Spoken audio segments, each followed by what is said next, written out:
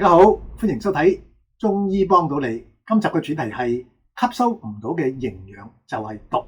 如果話俾你聽牛奶冇益，唔適宜常常飲用，你或者感到驚訝莫名嘅，都好難怪你㗎，因為我哋自小就被灌輸牛奶有益，而一直都冇懷疑過。香港電台喺多年前咧製作過一個電視特輯，介紹外國專家學者反對牛奶嘅觀點。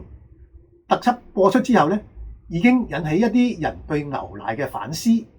綠色生活教育基金前主席周兆祥博士大聲疾呼牛奶係牛仔飲嘅，唔係人飲嘅。女西醫梁淑芳醫生咧寫咗一本叫《你也可以不喝牛奶》嘅小書，喺書入邊力陳飲牛奶嘅害處。反對牛奶論點當中咧，其中一個主要嘅就係牛奶嘅酪蛋白比人魚咧係多出3倍。牛仔有4個胃，吸收冇問題，但係人嚟講咧就好難消化啦。消化唔到嘅酪蛋白留咗喺人胃之內咧，就會變成有害嘅物質。我哋自小就被灌輸牛奶營養豐富、老有咸宜，係適宜天天飲用嘅健康妙品。好多人咧對此深信不疑，甚至到咗迷信嘅程度。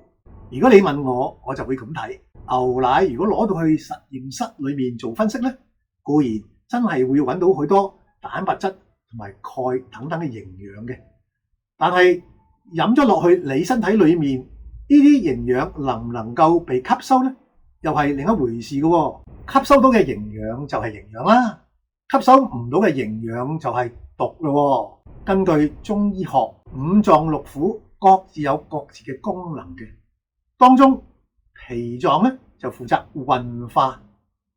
咩叫運化？運化就係將飲食轉化成養護身體嘅東西，同埋運送到去全身。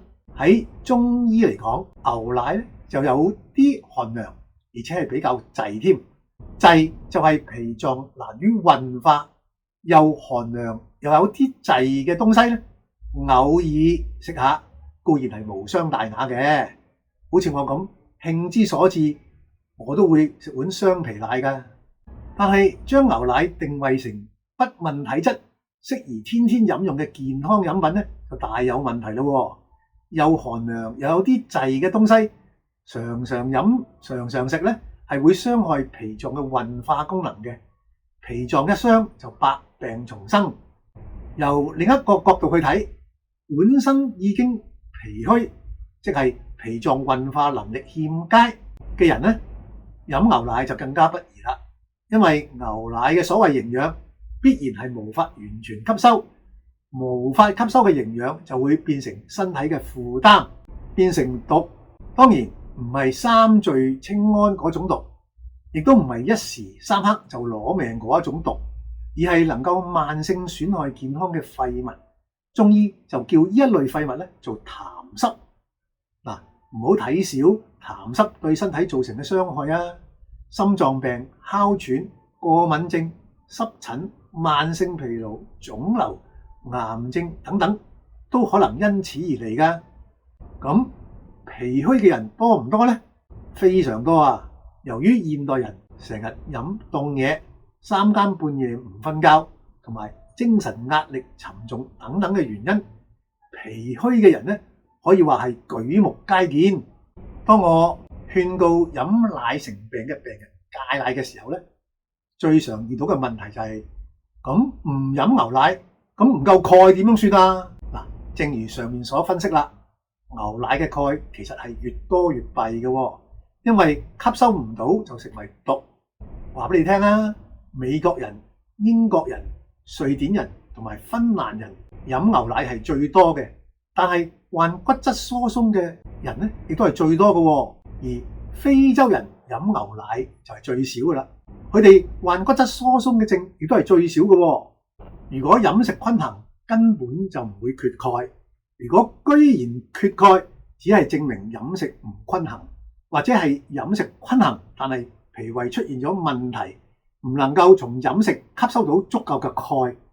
呢呢個時候應該做嘅係調整飲食，或者係強化脾胃嘅吸收功能，而唔係飲牛奶或者係食鈣丸。舉一個例，黑芝麻嘅鈣質就好豐富，而且又好容易吸收。日常適量食黑芝麻就唔怕缺鈣啦。下面咧同大家補充2點。第一，中醫講嘅五臟六腑咧，唔係純指有形嘅器官，而更多嘅係指無形嘅能量，即係我哋所講嘅氣啦。第二，牛奶凍飲咧，尤其容易導致脾虛嘅，脾虛就會導致痰濕，痰濕積聚咧就能夠導致腫瘤。嗱，我哋就遇過2個癌症患者，一個腦癌，一個淋巴癌，兩者不約而同啊！喺患病前都係長年累月，每日早上咧係飲一大杯冰凍嘅牛奶嘅。另外，我頭先講到香港電台喺多年前拍過一個有關牛奶嘅特輯，我將條連結擺咗喺下面，大家有興趣可以點擊嚟睇下。好，今日講到呢度先，下次再見。支持中醫幫到你，讓中醫智慧家傳戶曉。請訂閱、讚好同埋分享開去，記得撳埋個鐘仔，以後就會收到最新片段㗎喇。